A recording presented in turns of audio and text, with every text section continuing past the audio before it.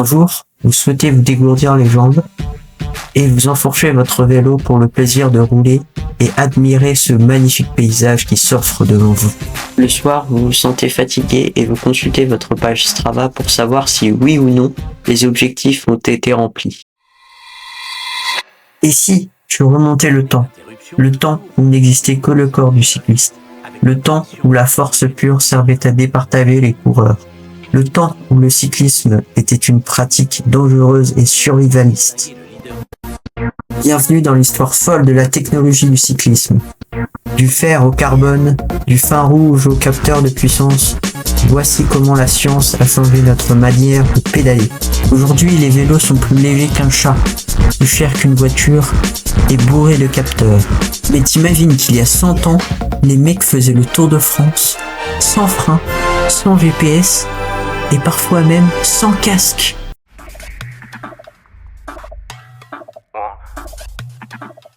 Retour au 19e siècle. Les vélos en acier massif, les pneus pleins, les freins pas toujours.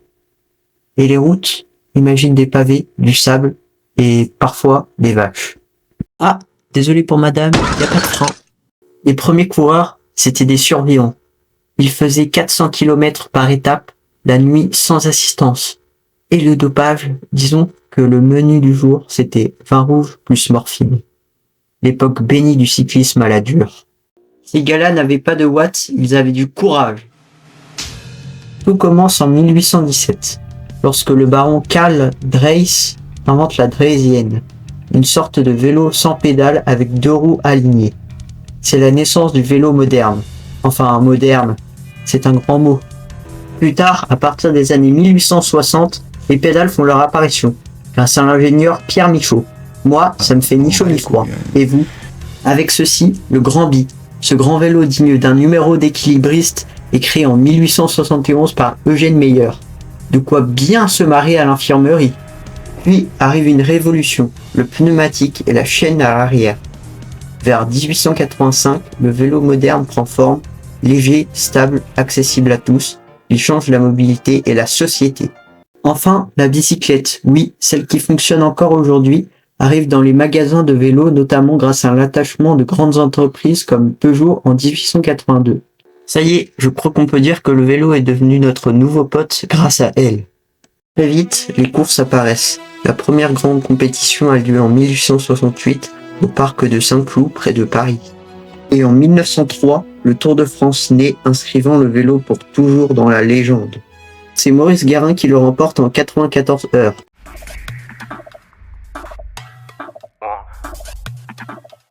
Dans les années 1930 arrive une invention qui change tout, le dérailleur. Fini de descendre du vélo pour changer de vitesse. La première utilisation du dérailleur en course date de 1937, sur le Tour de France d'ailleurs. Elle marque l'aboutissement d'un projet de recherche qui avait vu le jour en 1869. Bon, faut encore pédaler, hein. Imagine grimper l'Alpe d'Huez sans vitesse, non merci. Pendant les 2 guerres mondiales, le vélo joue un rôle essentiel. Oubliez les tanks, les avions ou les chars, les soldats se déplacent à vélo dans des terrains difficilement accessibles. Efficace et rapide, c'est un véritable héros du quotidien en mode guerre. Pendant que certains se battent, d'autres tournent aux balades à vélo. Sympa, pas vrai? Les vélos deviennent plus légers, plus fiables et surtout plus rapides. Dans les années 60, on découvre l'aluminium. Résultat, on gagne des kilos, on gagne du style. Et on commence à parler de performance.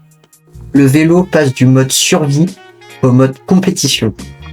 À partir de cette période, le cyclisme se démocratise, avec l'émancipation de la télé, mais aussi avec l'apparition de groupes de fans passionnés de vélo. En effet, après la guerre, le peuple souhaite se divertir.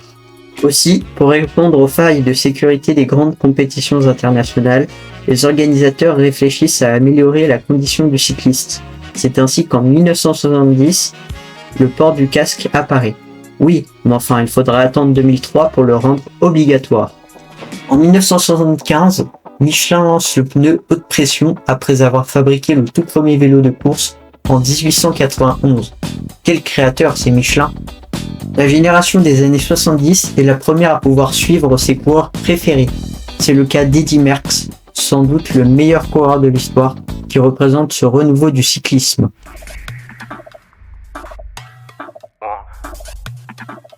Années 80, le carbone débarque. Les vélos deviennent des fusées, les ingénieurs deviennent les vrais héros de la course. Cette période marque le début d'une toute nouvelle ère. Les vélos sont améliorés grâce aux cadres en carbone qui promettent une meilleure maniabilité de par leur légèreté.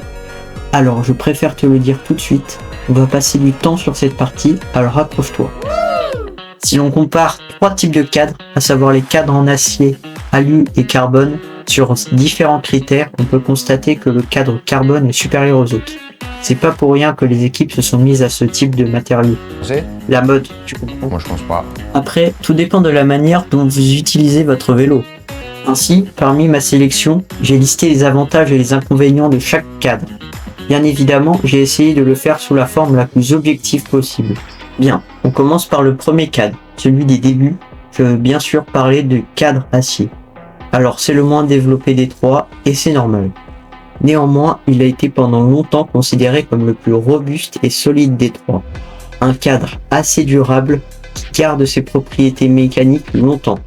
Après, comme inconvénient, on peut bien sûr citer son poids, compris entre 2,5 et 3,5 kg, mais aussi sa manie de rouiller facilement, difficile à manœuvrer dans les montées comme dans les descentes. Suivant, le cadre alu. Utilisé à partir de la fin de la guerre, il convient très bien aux VTTistes confirmés. Cependant, il est moins confortable sur des longues distances, difficilement réparable à cause des micro-fissures dues au choc répété, et possède en général une durée de vie limitée, causée par la fragilité de ce type de métal. C'est quand même le meilleur rapport qualité-prix, plus léger et il ne roule pas. Et enfin, le plus développé des trois, le carbone. Alors lui, il est connu à la fois pour ses qualités de grimpeur, mais aussi pour un bon profilage aéro. Il est utile dans toutes les situations de course. Maintenant, tout dépend du type de tressage utilisé. Mais en général, c'est un cadre assez fragile, sensible au choc et plutôt difficile à réparer. Sauf si tu en as les moyens. Réputé pour sa légèreté, avec un poids compris entre 0,9 et 1,3 kg, il convient mieux aux cyclistes expérimentés qui veulent plus de rendement. Donc, le vélo se transforme en machine aérodynamique. Les premiers guidons aéro arrivent en 1989.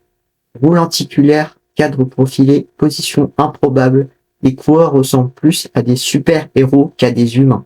Dans les années 2000, chaque gramme compte. Aujourd'hui, un vélo pro doit peser au moins 6,8 kg. En dessous, c'est trop léger pour être légal. Oui, trop léger. Le dopage dans le cyclisme, c'est un peu l'histoire de coureurs qui ont voulu devenir des super-héros, mais avec des potions interdites. Au fil du temps, on est passé du café fort et de l'alcool à des produits bien plus puissants, ce qui a créé des gros scandales comme celui de Lance Armstrong en 1998. Aujourd'hui, on surveille tout le monde de très près, mais la tentation de tricher plane encore à côté des vélos.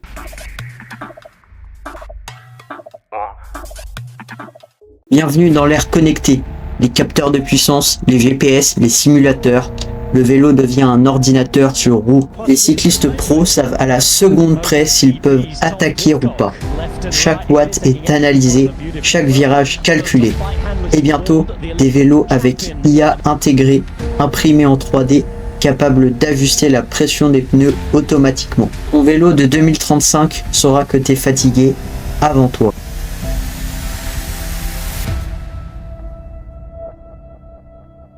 Le cyclisme professionnel entre dans une nouvelle ère. Aujourd'hui, on parle de vélos sans chaîne, de batteries solaires et de capteurs biométriques.